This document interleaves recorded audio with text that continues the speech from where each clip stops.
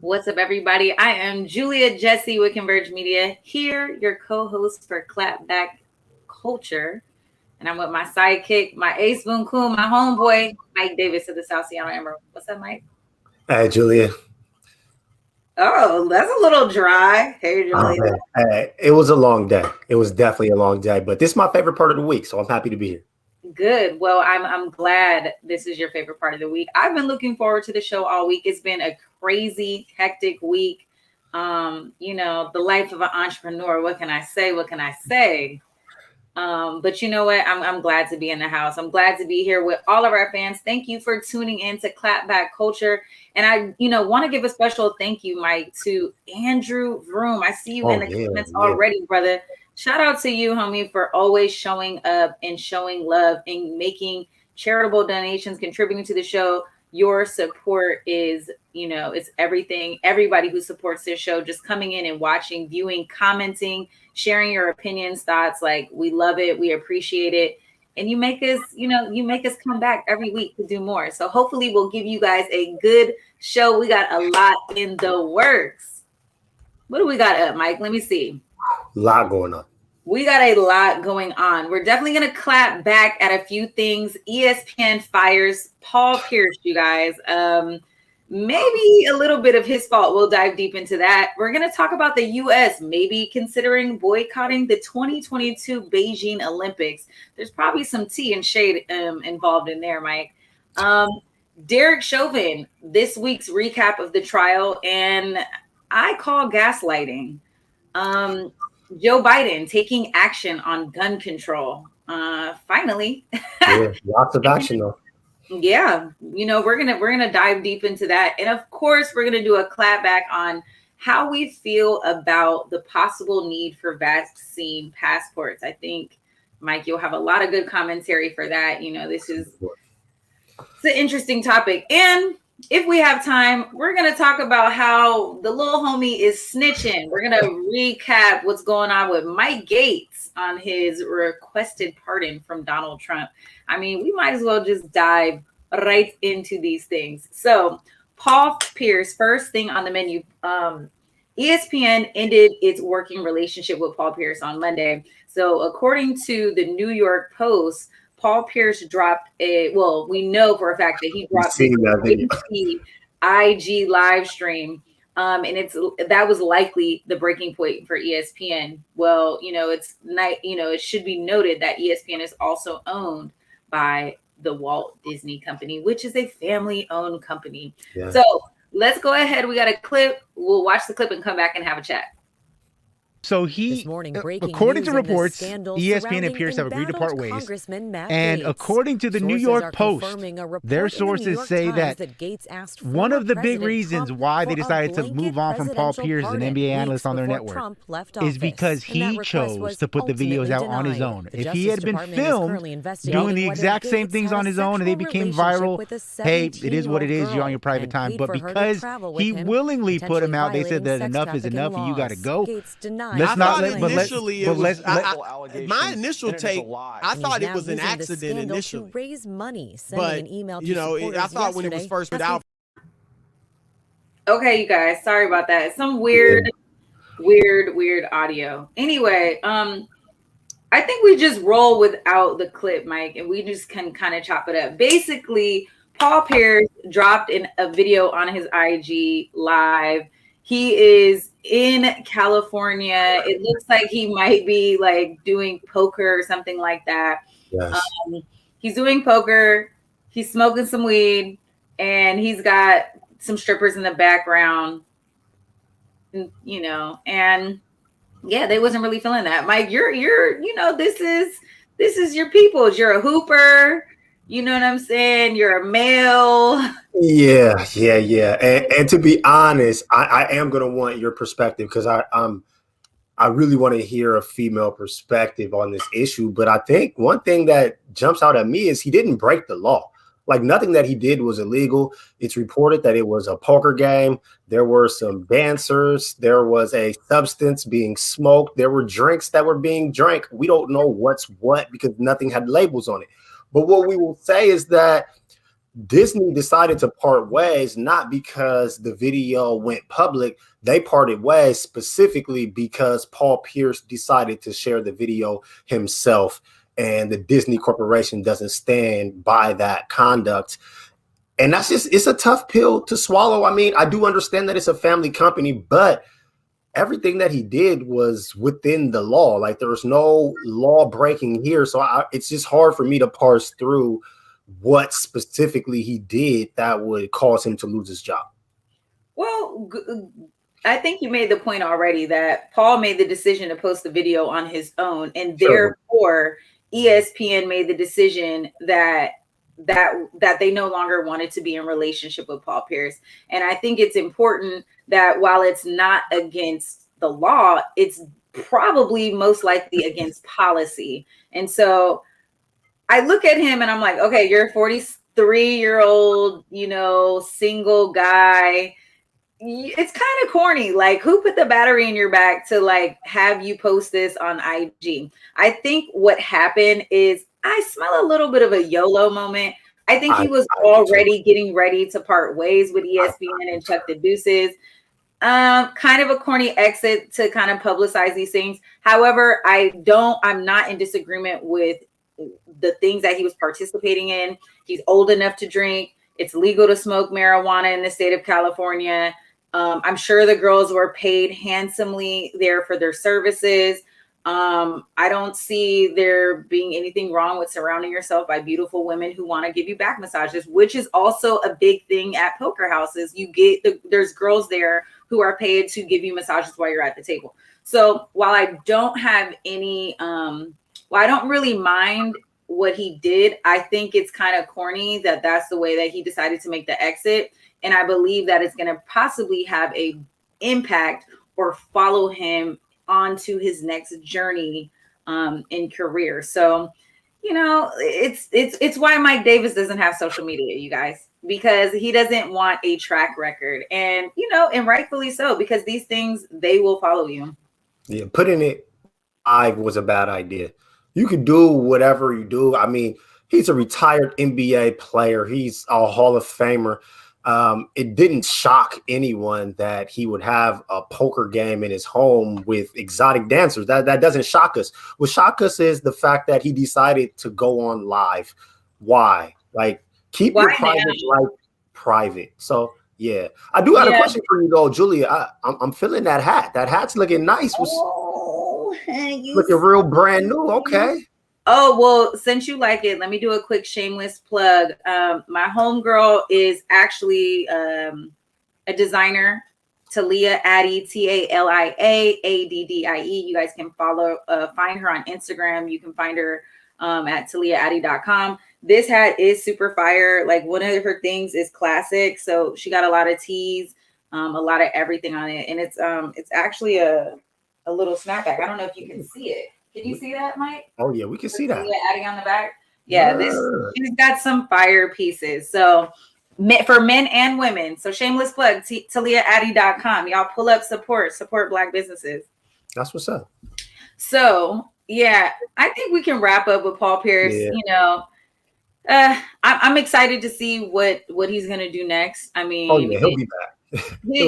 He'll be back in some way, shape, form, or fashion. So yeah, Paul Pierce, go ahead and just relax with those strippers and we'll move on. Put your phone down, man. Put your phone down. Well, the State Department denied on Tuesday evening that it was considering a joint boycott alongside of allies for the 2022 Winter Olympics in Beijing. Let's run the clip and we'll come and talk about it. This morning, breaking news in the scandal surrounding embattled Congressman Matt Gaetz. Well, these are the Sources are confirming a report in the New York Times that Gaetz asked former President Trump for a blanket presidential pardon weeks before Trump left office. And that request was ultimately denied. The Justice Department is currently investigating whether Gaetz had a sexual relationship with a 17-year-old girl and paid for her to travel with him, potentially violating sex trafficking laws. Gaetz denies those claims. It is a horrible allegation, and it is a lie. And he's now using this scandal to raise money, sending an email to supporters yesterday asking for donations to help him fight back against the fake news. ABC News has learned the investigation targeting Gaetz was launched last summer, but it's unclear if he or the White House knew of the investigation. You guys, we're having some technical difficulties with these videos. We're going to take a quick break. Don't go anywhere. We'll be right back. And when we do, hopefully we have these videos all ready for you.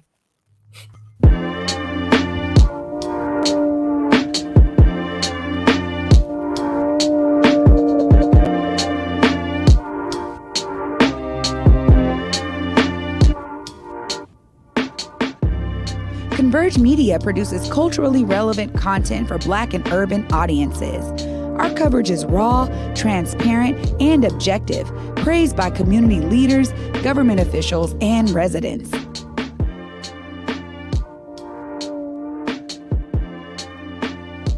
Support Converge Media today via Venmo, Cash App, or PayPal at Converge Media.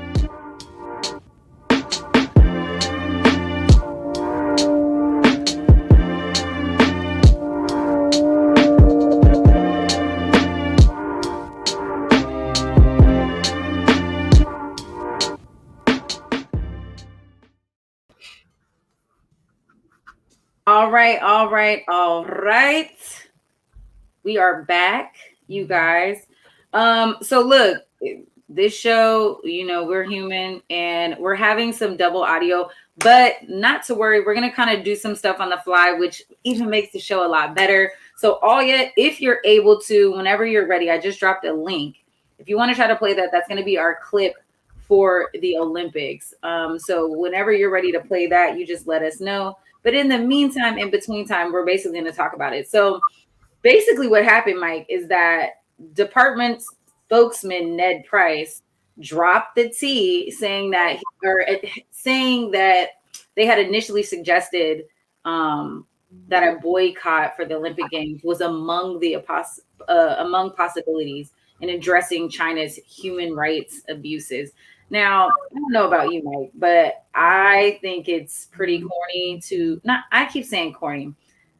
Oh, okay. Oh, yeah, you're ready. You got boycott ready. So I'll hold my clap back. So our viewers can see what's going on. So here's the clip. Let's run it.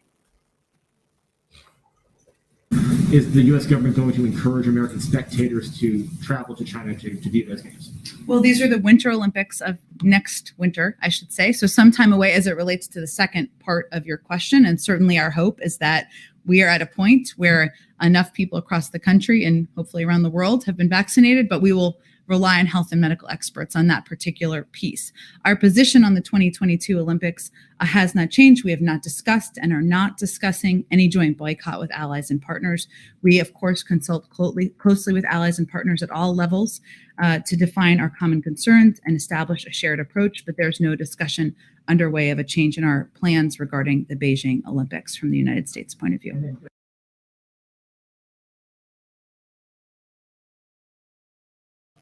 I think Dora hits it on the money. The U.S. doesn't have any room to talk about when it comes to human rights abuses, which is allegedly the reason why there was, even rumors that a boycott would be in place. Mike Davis, you're an athlete. What do you think? I think this is one of the most ridiculous things that I've ever heard. The U.S. government taking a stand to boycott anything is laughable.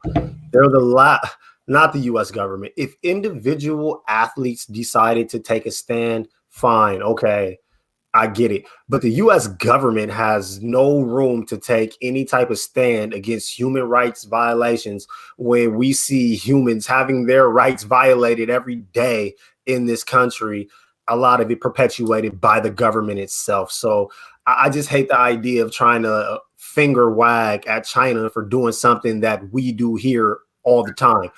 It's laughable. So I'm glad that they took the stance to come out and say that they're not going to boycott, because that would just turn us into a laughing stock for every other nation watching this play out.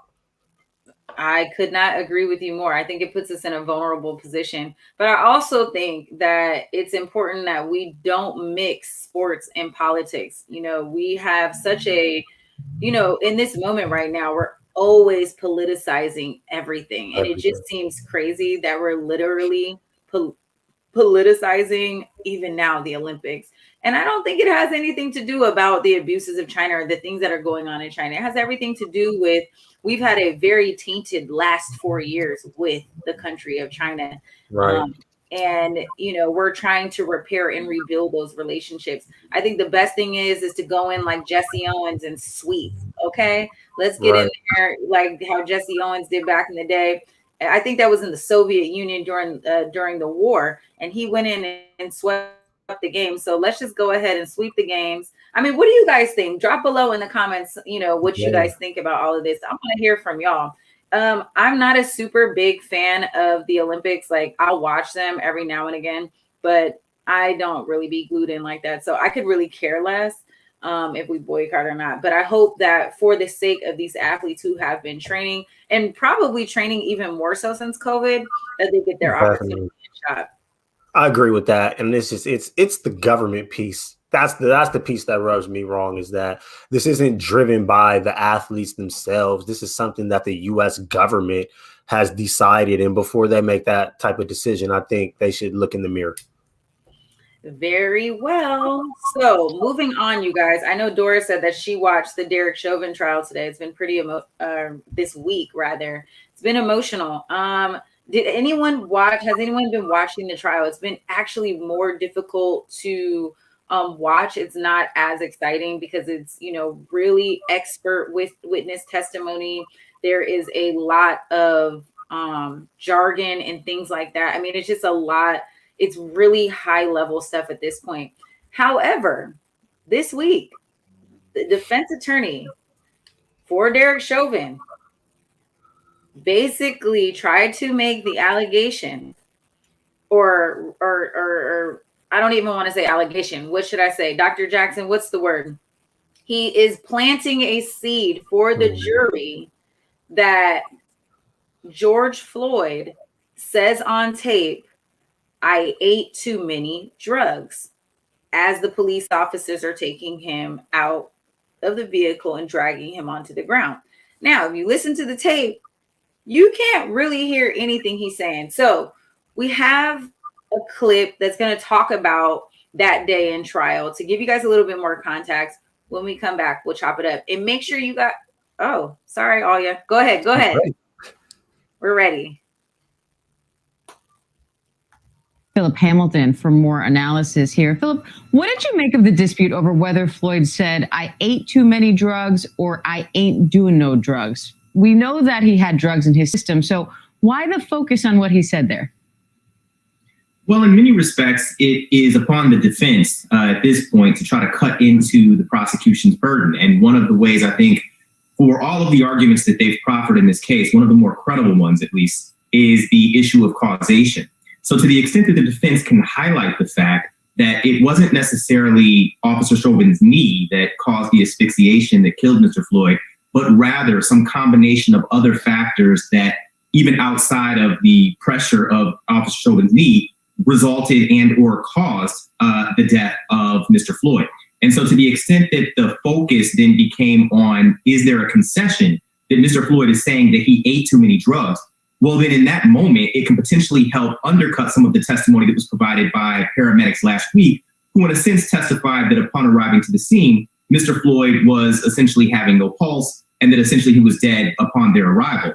Well, to the extent that you want to undercut that argument, if you highlight the fact that based upon your understanding of what you're hearing, Mr. Floyd is saying that he ate too many drugs, it can again just simply highlight that argument that the causation here may not be as simple as the prosecution is trying to make it seem.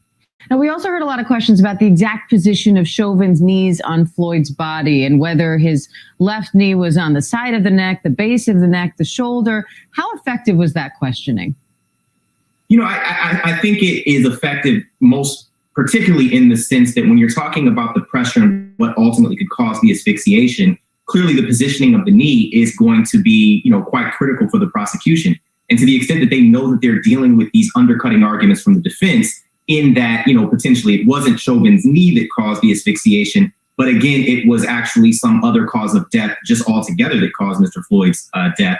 At the end of the day, they need to highlight, again, the deadly force that was used on behalf of Chauvin. And as we heard from a lot of the police experts yesterday, just unnecessary force that went well beyond what would be needed at a certain point to control Mr. Floyd. And I think it was particularly telling when you had the expert from the LAPD, again, an organization that we know from an historical standpoint has been rife with allegations of excessive force dating, back to the Rodney King days. And before that, with the Watts riots, and then even afterwards, to have somebody coming from the LAPD and say that the force was deadly and unnecessary, I think it was quite telling. So, in regards to, again, the positioning of the knee and everything along those lines, the prosecution had to hit those arguments because they know that they're trying to be undercut by the defense in regards to the causation issue. So what do you want?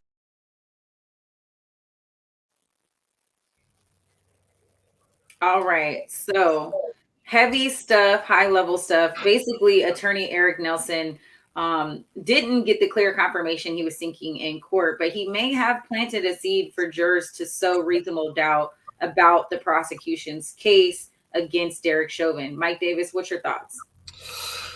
This is a hard trial to follow. I think we're seeing it in the comments. It's not just us, it's everybody that's having to watch this and have to take this in and watch someone actually attempt to defend Derek Chauvin in this situation. But there's a lot of things that jump out when we're listening to this. I mean, especially when you look at the positioning of Chauvin's body with his feet off the ground. I mean, he had his whole body weight on George Floyd's neck. So, I mean, drugs or no drugs, that's not warranted for. I mean, it's a lot. It's a lot.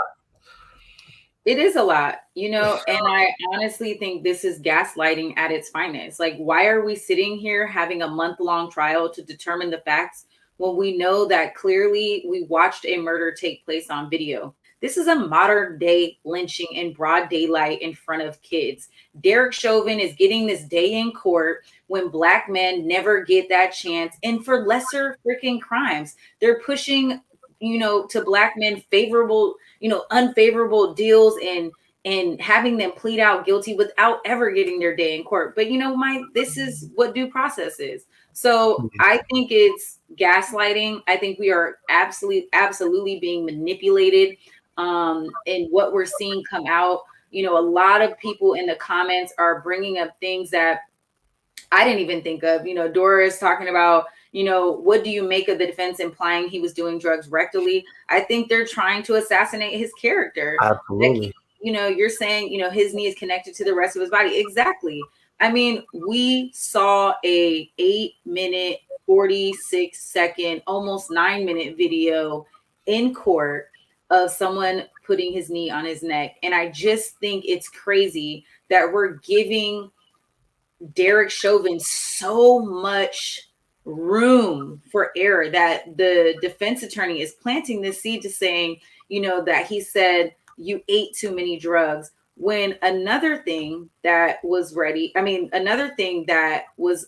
heard was that the prosecution came back and they said, I ain't eat no drugs. So did he say I ate too many drugs, or did he say I ain't eat no drugs? I would agree that he said, I ain't eat no drugs. You know what I'm saying? Because police officers would be like, what do you have in your mouth? Do you have anything in your mouth? Are you trying to swallow something? I don't got no drugs. I ain't eat no drugs. You know what I'm saying? That just sounds more realistic. I agree. It's just hard. I agree with all of that. I can't get past the fact that he was on his neck for 8 minutes and 40 some odd seconds. I mean, whether he ate drugs, didn't eat drugs, why is he on his neck? Why did he never offer assistance? He's handcuffed. Somebody's on his legs. There was no need for anybody to have their body weight on his neck after he was already subdued. Where's the humanity in that? So, I mean, it just, that's what makes it so hard for me to watch, is that the defense is going to stand on things like, did he or did he not? I mean, but what about the fact that an officer was on his neck for that long? I mean, that's enough. The video is enough. Another thing that I keep considering is like, okay, we know that George Floyd was under the influence.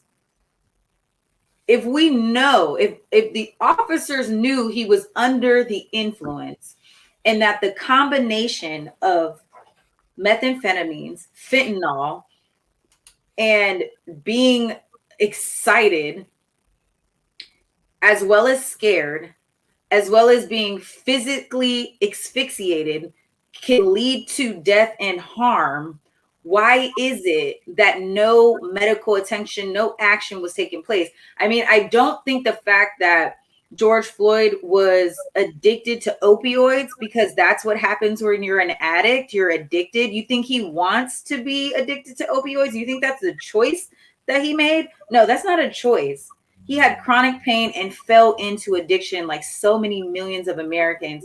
And I hate that we're kind of watching that be the defense, be the defense's like whole thing. Like, oh, well, he was a drug addict. So they're almost like chipping away at the human factor in him. So if that's the case, if he was under the influence, if he was high, why are you kneeling and suffocating him to death? Why are you not checking his pulse? Why are you denying medical attention? Why aren't you just getting him and sitting him up? He's not resisting. He's telling you he can't breathe. He's not moving. I mean, I understand George Floyd was a big guy, but guess what? When you sign up to be a police officer, you're also signing up to be in dangerous situations. So you should be in a position to understand how to rectify that situation. You had 4 officers.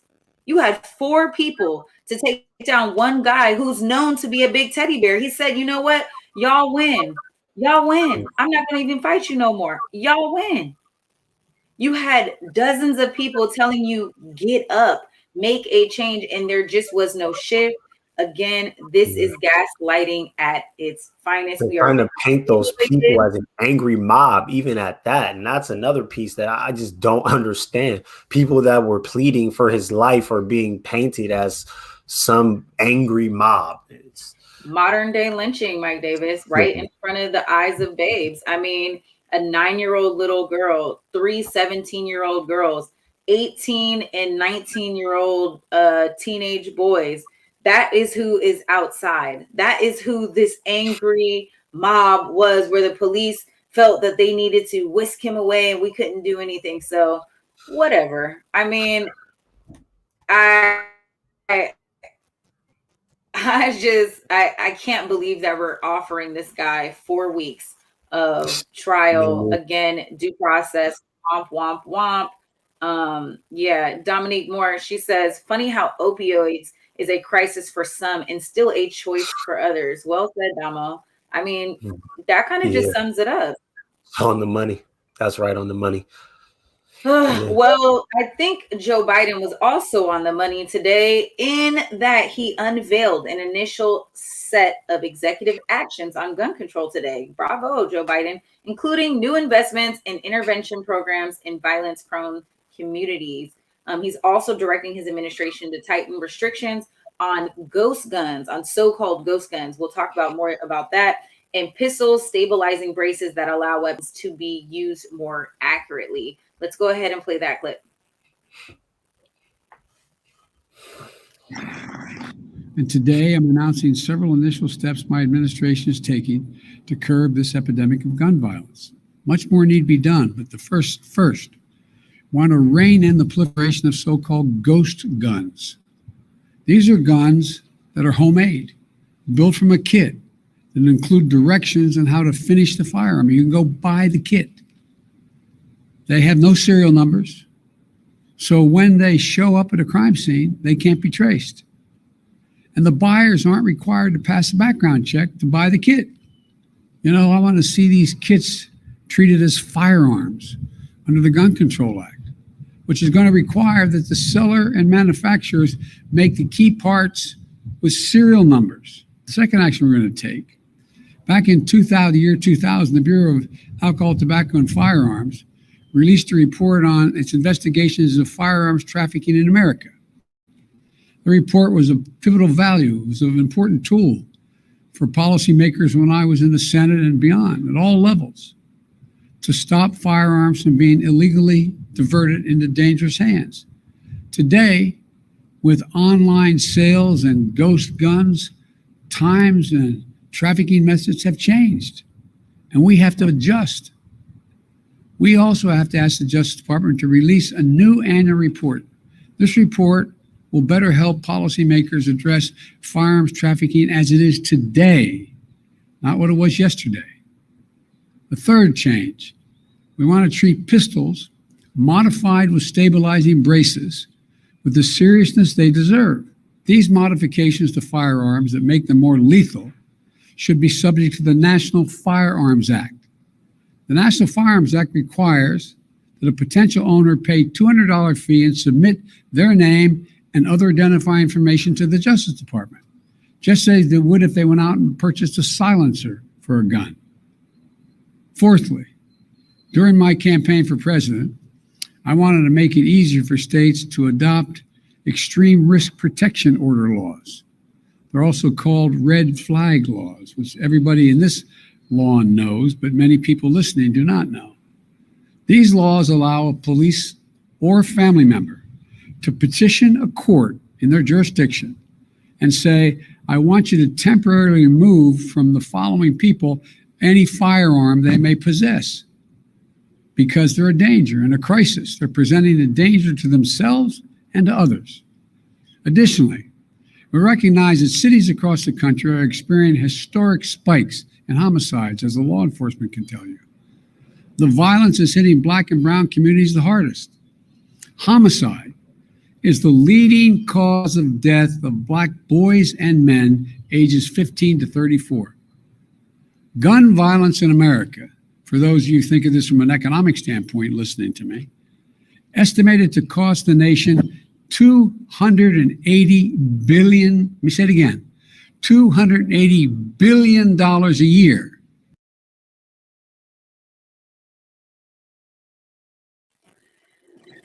Mike Davis, this was a good press conference. You guys, I want to take a quick poll. If you have heard of ghost guns before today, drop a double G in the comment section. Put GG. If you have heard of it, put GG. I did not hear about ghost guns until about May of 2020 when the DC mayor initiated emergency legislation to ban ghost guns here in DC because of the uptick in ghost guns. And these things are crazy, Mike. Like, had you heard about ghost guns before this? Yes. There's a documentary on Vice. It's a really good one. Ooh, send that to me. Oh, I will. Yeah, definitely send that to me. So you guys, if you haven't heard of ghost guns, because I haven't, just quick education. It's just like President Biden said, the kits come with parts that allow a buyer to build a fully functional firearm. Like they're legit. They are really legit. And they don't have any, serial numbers. So people can use these and you cannot trace ownership. Yeah. Mike, what are your thoughts? President Biden brought up a couple things. He brought up the red flag laws. So I want to hear your take on that. But I really want to hear your take on what he said about gun violence impacting the Black and brown community and kind of this, not scrutiny, but really calling that out. What stands out for you there, and what are your thoughts? I will tell you my thoughts, but first, I do want to point out that on Vice as well, there's also a documentary about, it was a young kid that started, or not a young kid, I think he was a college-age kid, Austin, Texas, started a company where he was selling the blueprints to make assault rifles with laser printers. Damn. So you just you literally take the blueprint, get you a laser printer, and you can make an assault rifle in your home. It's dangerous stuff. But to your specific question, I'm glad to hear that. And I think, I think everybody that watches this show knows that, I'll be the first to criticize Biden when need be, but I'm extremely happy that he's making these executive orders and actually taking a stand against this. I mean, that was one of the best press conferences that I've actually seen him give. It seemed like he was really succinct. He was speaking from the heart, and it felt like he actually meant everything that he was saying. I mean, this is a problem in our country, and somebody has to step up and do something, especially in Seattle, where we're seeing shootings in the CD in the South End every time you look up. So the idea that he's trying to invest in community violence intervention programs, that's huge. There's people on the ground in the Black community every day fighting the good fight to try to get the youth off the streets, to try to curb gang violence, to try to curb gun violence. And they need support. As a matter of fact, I wrote an article about that about 2 weeks ago when there was a shooting here in a church during an event held by one of these groups that are taking a stand against gun violence. So they need support because they're there. They're doing the work. Every major city you go to, you will find groups in the Black community that are trying to do this work. So they need that support. So I'm glad to hear it. And I hope that these federal dollars make it to our streets and make it to these communities, because those organizations, they're here and they're doing work. Yeah. Can we put up Claire's comment? She's saying that Joe Biden's got to invest in people on the ground. Let's see if that happens. I think that's to your point. Yeah, we have been going through so much here in DC as it relates to public safety. We've been having public safety meetings every week for the past probably 5 weeks. My council member called on the mayor to declare a state of emergency because of all of the homicides and gun violence. I would say last week we had 2 girls were fighting over the new girlfriend versus the old boyfriend. A dude jumped in, the sister went, got her gun, shot somebody, and then somebody else blew her head off, all in the same thing. And so now you have 2 families who are left without their loved ones. When we talk about increasing, ways to mitigate gun violence, we have to talk about mental health services and wraparound services. We have to talk about what Claire is saying, really putting an investment in the people on the ground doing the work. Where are our violence interrupters? Where are the people in the neighborhoods that can go and squash these beefs? And do those interrupters have the background training? They might have the street credibility. They might be able to get in there and have those kind of conversations, but do they have training in de-escalation? Do they have opportunities to give kids? Because, one thing that we learned from a forum that we held with the youth is that these beefs are starting young. So you might be with your homeboys, and in middle school or in elementary school, you guys are good. You guys are all going to the same school, and you might be from different neighborhoods. But by the time you're in 6th, 7th, and 8th grade, it's like, oh, so he's from, I can't mess with him because he's from the CD and I'm from the South End, or he's from Duce and I'm not, you know what I'm saying? So they just don't there's a level of neighborhood beef that's just initiated right off the bat. And what we do know and what we've seen historically is that a lot of these young men don't have an opportunity not to choose sides and not to be in a gang. And so we have to stop that early. We have to have more opportunities for youth to merge and be together. There should be no CD, no South End. There should be no this block versus that block. There should be no to have beefs, at such a young age starting off is, man, I mean, we got a lot to do. And the youth really said something that would start is having more mentorship programs. What they're seeing is that the government is coming in, providing these activations or these pilot programs, and they don't last. And then they don't want to participate moving forward because it's like, okay, you're going to come in for 3 months, 6 months, 9 months. And then after that, you cut. So we really have to infuse capital into the people on the ground. Again, Claire says too often it's just upper admin who talk nice and don't do the work. That's absolutely right. And we don't give enough money to the people who are actually putting their lives on the front line. So absolutely. They need more programs. That's really what it comes down to. I mean, you can't have youth that are just in the streets with nothing.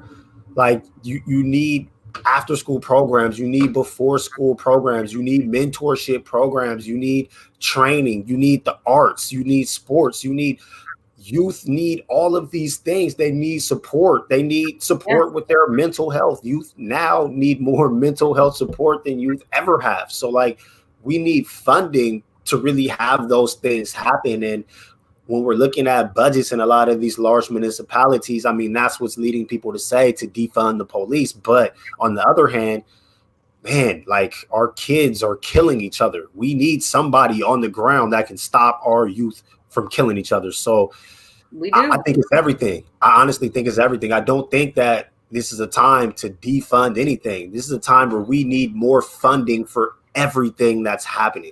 There's so many.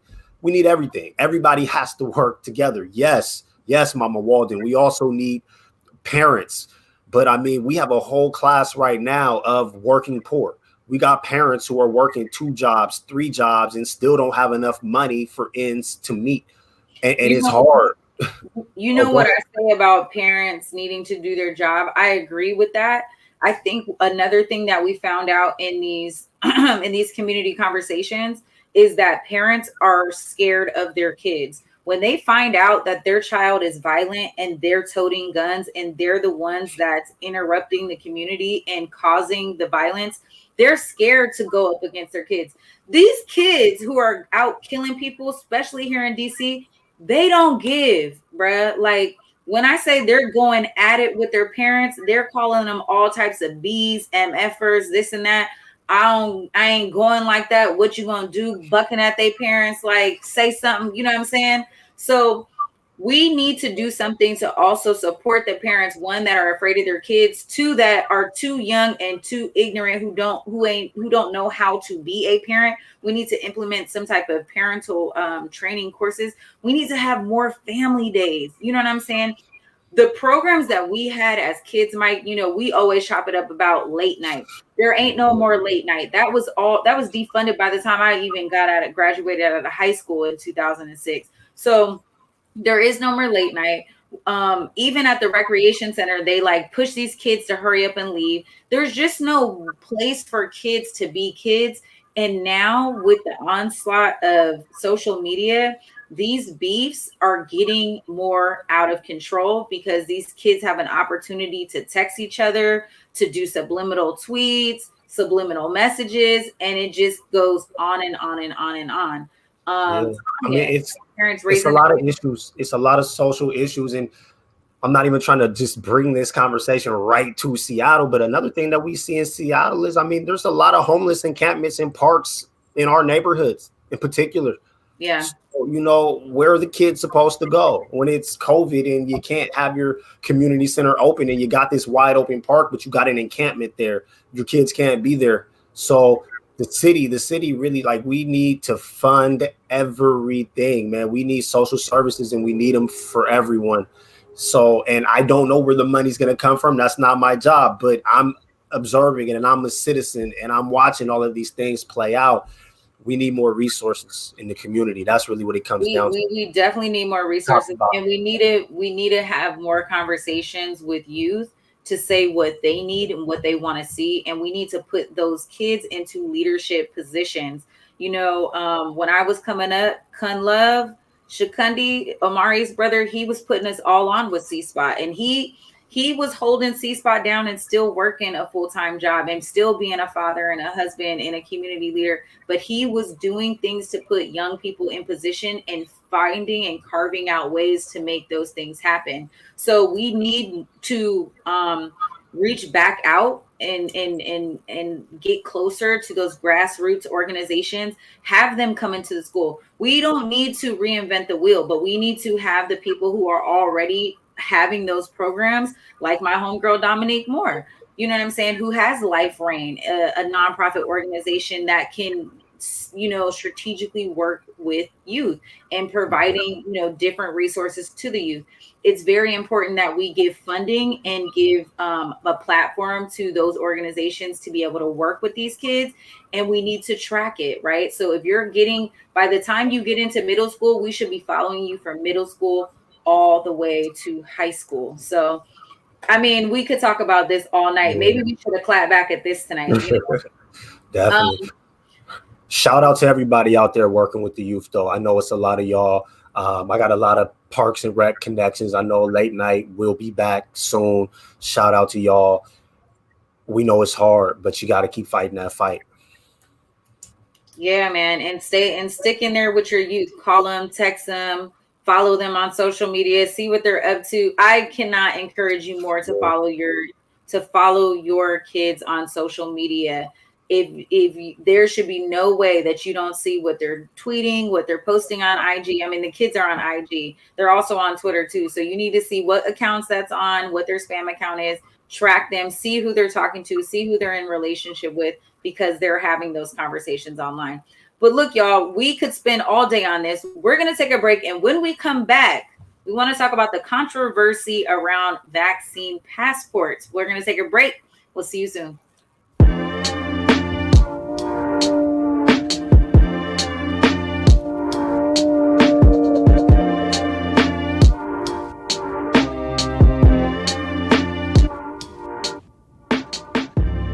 Converge Media produces culturally relevant content for Black and urban audiences.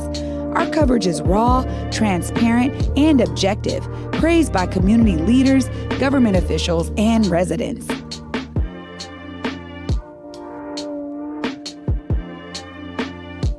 Support Converge Media today via Venmo, Cash App, or PayPal at Converge Media.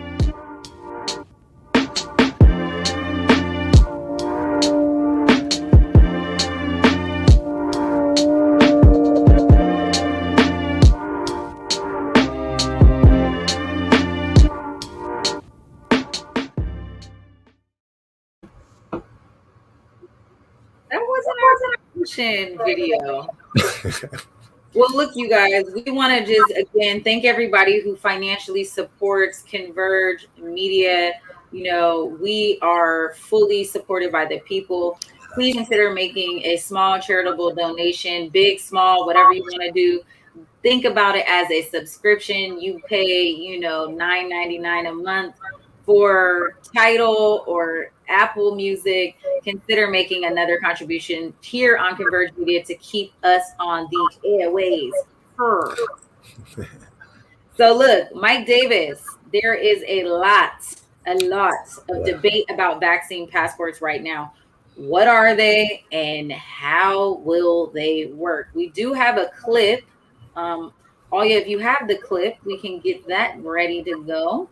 And we'll watch it and we'll talk about it. Let's see. Okay, let's run it. Parts of the country are on the brink of a fourth surge of coronavirus infections because more contagious variants of the virus are quickly infecting younger, unvaccinated people. It really doesn't take much to get this process going with schools opening and restaurants and even sporting events. It's not surprising that states are seeing surges.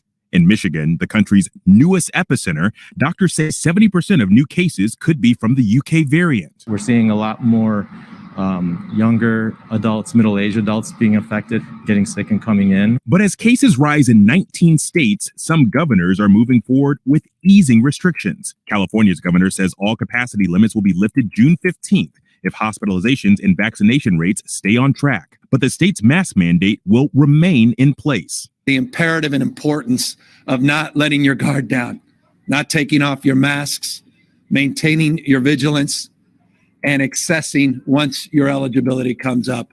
The Biden administration is pleading with governors to hold off on easing restrictions. The president also moving up his deadline for states to make all adults eligible for the vaccine to April 19th. In the meantime, a new battle is brewing over so-called vaccine passports as more companies and schools consider whether to require their employees, customers, and students to prove they're vaccinated. I think if a private organization wants to require vaccination in order to use their services, then they should be allowed to do that, whether that's a cruise line that wants to protect their customers or a church that wants to protect their congregation. Florida's governor already banned businesses from requiring proof of vaccination, saying vaccine passports would create two classes of citizens based on vaccination. And now the governor of Texas also banning them. Government should not require any Texan to show proof of vaccination and reveal private health information just to go about their daily lives. As millions of Americans try to plan their summer vacations, Dr. Anthony Fauci is striking an optimistic tone, saying he would fly with his family this summer, but only if cases go down. I can tell you, if I have to go someplace this summer, like with the family, I would not hesitate to do that. If in fact we continue to come down on the infections and more people get vaccinated. As for those so-called vaccine passports, the White House says the government will not mandate them at the federal level.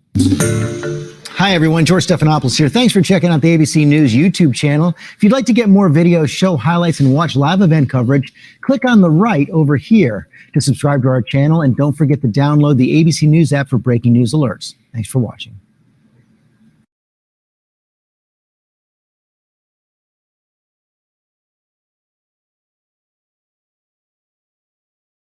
Citizens, Mike Davis. Oh, can you hear me now? I can hear you. We're talking about two classes of citizens if this does come into effect and it's federally mandated. What's your initial thoughts, your initial take? I'm 100% against this. I don't like it. I don't like it at all. I do not think that the government should be able to tell us we can go if we can have goods and services provided to us based on whether or not we get this vaccine. I think that's a slippery slope, and that's just not a path that I want to go down, especially when I think that the government had an opportunity a year ago to jump in front of the virus and actually take concrete steps to keep our country safe. They chose not to. Every single time they had a chance to actually curb this and to stop it, what did we do? We went capitalist American and just let stuff reopen. Even right now, as we're talking about vaccine passports, we still got states that are fully open. We just had Governor Newsom speaking, and California is set to reopen in a few weeks, just a full reopen. So what I would encourage people to do is, if you want the vaccine, get it. I think you should get it. I don't trust the government, and I got it because I didn't trust the government to take the proper steps to keep us safe, which they won't.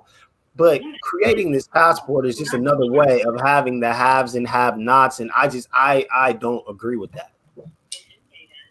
Yeah, I mean, this is one of those things where, I don't think we should have big government telling us what we're supposed to do with our bodies, Mike Davis.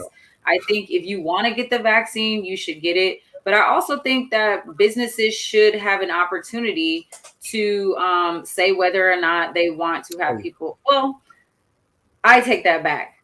I think that we should allow this to go a little bit longer and kind of see what is your take on that? Do you think that if people get vaccinated, they should reap the benefits of having the vaccine in like attending sports events and other entertainment events?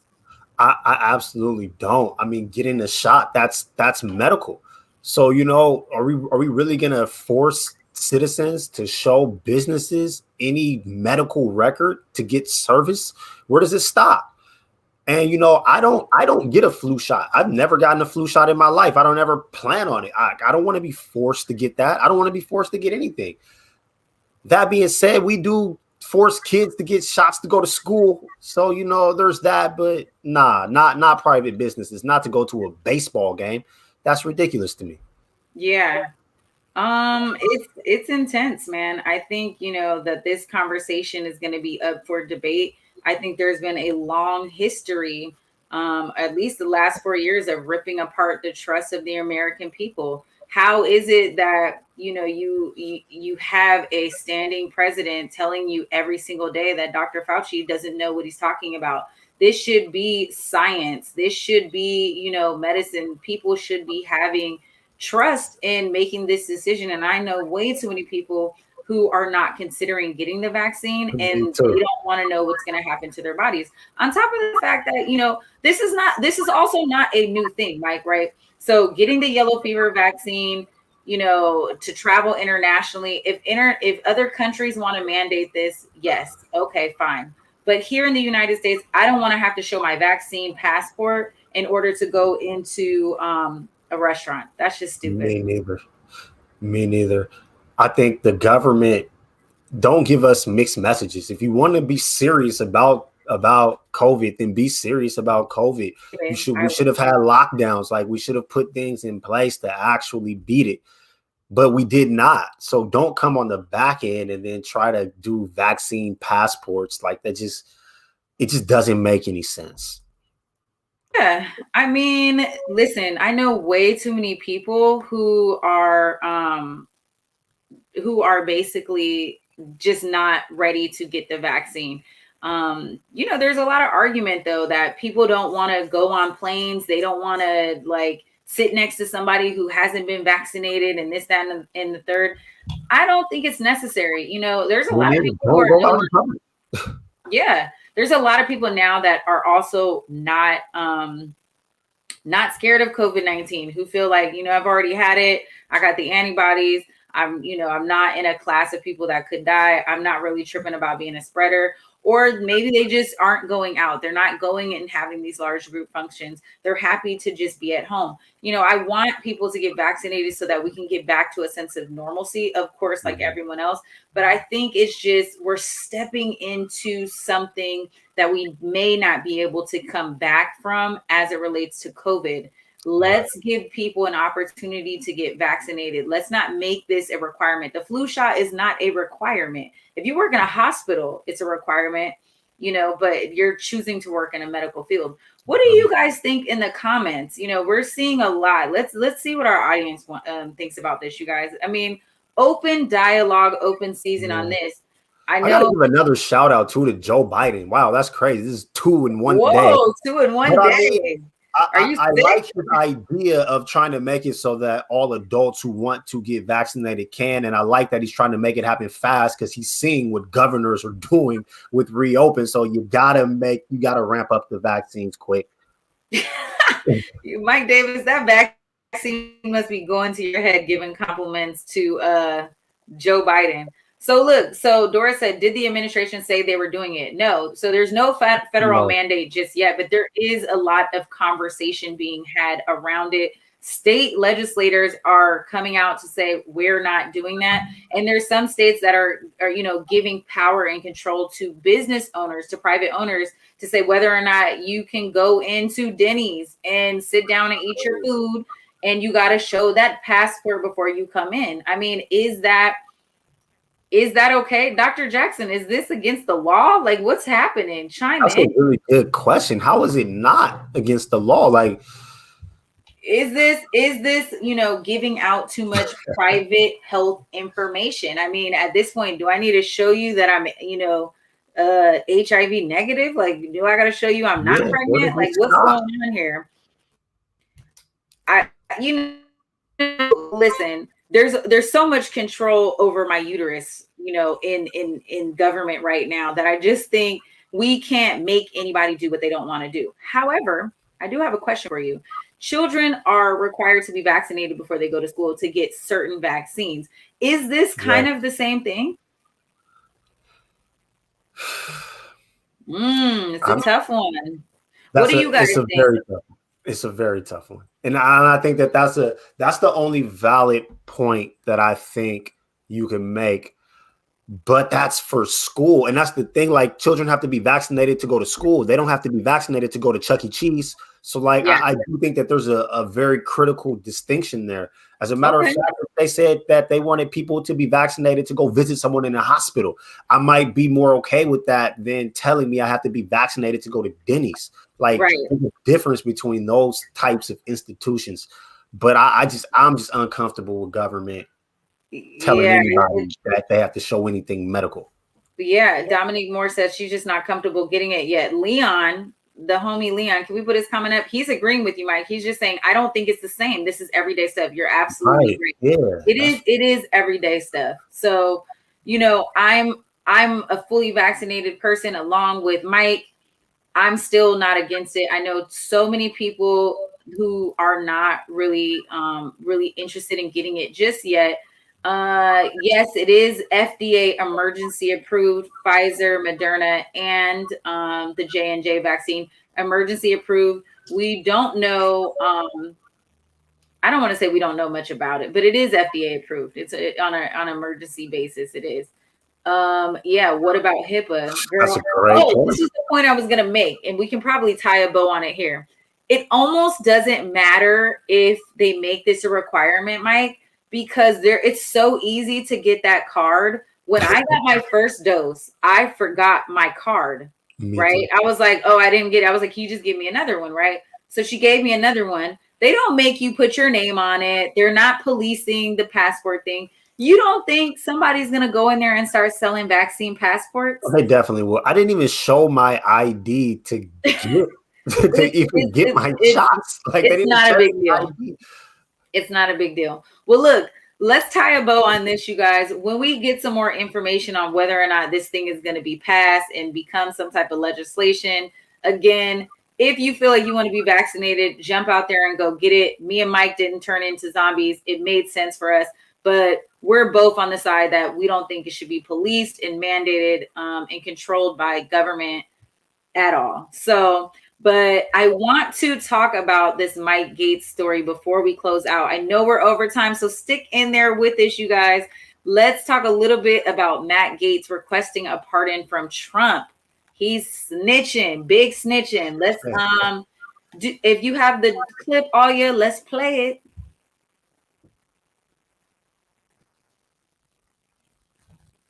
Breaking news in the scandal surrounding embattled Congressman Matt Gaetz. Sources are confirming a report in the New York Times that Gaetz asked former President Trump for a blanket presidential pardon weeks before Trump left office, and that request was ultimately denied. The Justice Department is currently investigating whether Gaetz had a sexual relationship with a 17-year-old girl and paid for her to travel with him, potentially violating sex trafficking laws. Gaetz denies those claims. It is a horrible allegation, and it is a lie. And he's now using this scandal to raise money, sending an email to supporters yesterday asking for donations to help him fight back against the fake news. ABC News has learned the investigation targeting Gaetz was launched last summer, but it's unclear if he or the White House knew of the investigation. The Florida congressman was one of Trump's most vocal allies during his presidency. And showed empathy for the forgotten men and women of our country.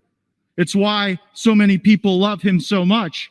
In November, Gaetz voiced his support for Trump's presidential pardons, saying this on Fox News. And he should pardon the Thanksgiving turkey. He should pardon everyone from himself to his administration officials to Joe Exotic if he has to, because you see from the radical left a bloodlust that will only be quenched if they come after the people who worked so hard to animate the Trump administration. So I think that the president ought to wield that pardon power effectively and robustly. This Friday, Gaetz is scheduled to speak at a conference organized by a women's group. It's being held at a Trump golf course in Florida. Oh my goodness. That is hilarious. Yeah, of course he wanted Trump to pardon everybody. Pardon the turkey. Pardon, yeah. But you know what? I would have loved to see a pardon against Joe Exotic just because he is pure entertainment. Mike Davis, what your boy is out here. He's done. All the tea. Done. Basically, another thing that I heard is that the initial investigation was on Greensburg. Yes, his homie. Yeah. His homie, the accountant. And so there's a lot of allegations. He's under investigation by the FBI as it relates to, and they're also saying, give us your boy. I mean, he's a sitting politician. He's a sitting congressman. This would be great. Give us him. Let us know what's going on and we will negotiate a deal. So now Matt Gaetz is under hot water, but this is, what we're seeing right now is complete weaponizing of these allegations, right? What happens now is like these guys in the GOP, they're like, oh, they're coming after me. They think this and this and that. And then they go and raise millions of dollars to stay seated. It's like they're using this as leverage. They're using the scandal as leverage. We've never seen that. We haven't seen that since Donald Trump got in office. Like, it is complete weaponization. Is that a word? They're leaning into it hard, and it's crazy because it's working. I mean, he raised a lot of money already, which makes no sense. But like you said, these allegations, he knew that they were coming down the pike a while ago, and he tried to get a preemptive pardon from Trump. He didn't secure that. And now his guy that was involved has and now he's going to testify against them. So this is about to get juicy in a week or two because it's really going to start coming out. I just think his defense is hilarious and how he tried to run the Tucker Carlson and drag him into the hot water. Like, remember when you had allegations? Yeah. You remember you were at dinner with me, right? Yeah, like, bro, don't try. Yeah. Again, what we love to do here on Clapback Culture, you guys, is we like to bring you the stories and keep you informed. Okay, no tea, no shade. This is what's happening. So we appreciate you guys sticking with us a little bit over time. It's been a great show, Mike. Like, I really enjoyed myself. I feel like we had some fun topics. I appreciate all the activity in the chat. Mike Davis, where can they find you when you're not here at Clapback Culture? You can find me at the South Seattle Emerald, SouthSeattleEmerald.com. You can also find me on Twitter at RealMDavis. Dope. And you guys can find me at Treasure of JULES on Instagram and Twitter. Again, thank you for tuning in to Clapback Culture. We'll be back next week, but I won't be here. Basa Gordon is going to be in my place. Your girl's going on vacation. So we love you. Stay tuned and pull back up. You are now watching Clapback Culture. Peace.